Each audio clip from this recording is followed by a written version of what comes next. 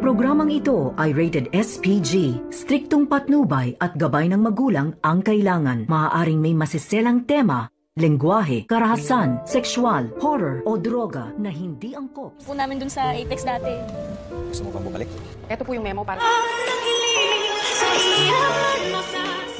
Tuwang-tuwa nga itong si Annalyn Santos na pinagmamasdan itong kanyang mga kaibigan na ganong sitwasyon ay tinulungan niya pa rin ito. At dito naman na sinabi ni RJs kay Annalyn na namimiss ba daw niya makabanding itong mga kanyang kaibigan. Dito naman na sinagot ito ni Annalyn na sobrang namimiss daw lalo na ang samahan sa kanila doon na sa Apex. At dito na sinabi ni RJ sa kanyang anak na pwede naman daw bumalik si Annalyn sa Apex Hospital.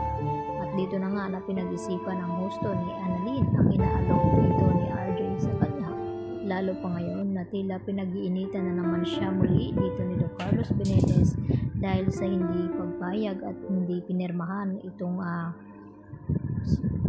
promotion sana na papuntang Japan dahil pinag-iisipan pa ngayon ni Carlos Benitez kung papayagan nga ba niya ito si Annalyn at itong si Doc Lyndon Javier ang gusto niyang makasama at makapunta roon. Samantala, kasabay nito ay dito naman na nasa lubong ni Giselle ang kanyang anak at itong si Eric at tinanong niya ito kung tuloy na ba daw ang pag-alis papuntang US at dito naman na sinabi ni Eric kay Giselle na ano pa ba daw ang gagawin nila dito sa Pilipinas na wala naman daw. At dito rin nabanggit ni Justin kay Giselle na may job interview nga daw siyang naghihintay sa US at inalok ni Giselle na trabaho itong si Justin na kung bakit hindi na lamang sa Apex ito magtrabaho. Willing naman daw ibigay ni Giselle ang kanyang posisyon bilang CEO ng Apex Hospital at mapunta dito nga sa kanyang anak na si Justin. At tila napaisip naman ang husto itong si Justin ngayon sa inaalok na trabaho ng kanyang ina. Samantala, dito naman na awang-awa itong si Lynette dito sa kalagayan ni Giselle na hindi nga pinapansin ni Justin. Dito na magkakaroon pa rin ng tampuhan itong si Justin sa kanyang ina na si Giselle at tuwang-tuwa naman itong si Giselle na sinabihan siya ni Justin na pwede siyang manatili dito nga sa party subalit ay huwag daw siyang lalapitan. At dito rin nakasalubong ni RJ itong si Carlos sa parking area papalabas at may kukunin daw ng mga regalo upang ipamigay doon sa mga bata at pagkatapos nga nito ay pwede nang umalis itong si RJ.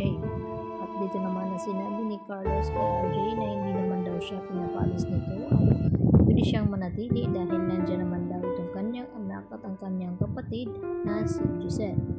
At yun na nga ay nagkatuwaan ng mga ito habang ibinibigay sa mga bata ang mga regalo na nararapat na sana ay itong si Don Pepe ang dapat magbigay nito. At isa nga ang wish dito ni Annalyn na sana ay magising na muli itong kanyang lolo at makarecover upang malaman ng kanila kung sino nga ba ang mastermind sa pagkidnap nito kay Don Pepe at sa pagtangka sa buhay nito. Yun nga panalangin pati itong si Justin na bago aalis papuntang US ay sana daw ay makarecover na itong kanyang lolo. At tila dito naman na hindi rin mapakali itong si Carlos dahil nasa bakasyon ng kanyang anak na si Zumi pati na rin itong si Mara.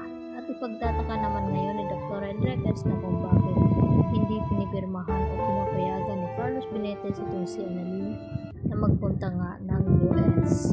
At parang may kakaiba nga dito kay Carlos Benitez kaya yun naman ay kumprontahin ito ni Dr. Enriquez na kung bakit mapahanggang ngayon ay hindi pa rin pinipirmahan ni Carlos itong inaalok na promotion na si Annalyn ang kasama ni Doc Lyndon Javier. Kaya yan naman ang ating pagkatutukan at aabangan maya-maya mga kapuso. Dito lamang yan sa Kamay ng Pangarap. Yan po at marami pong salamat.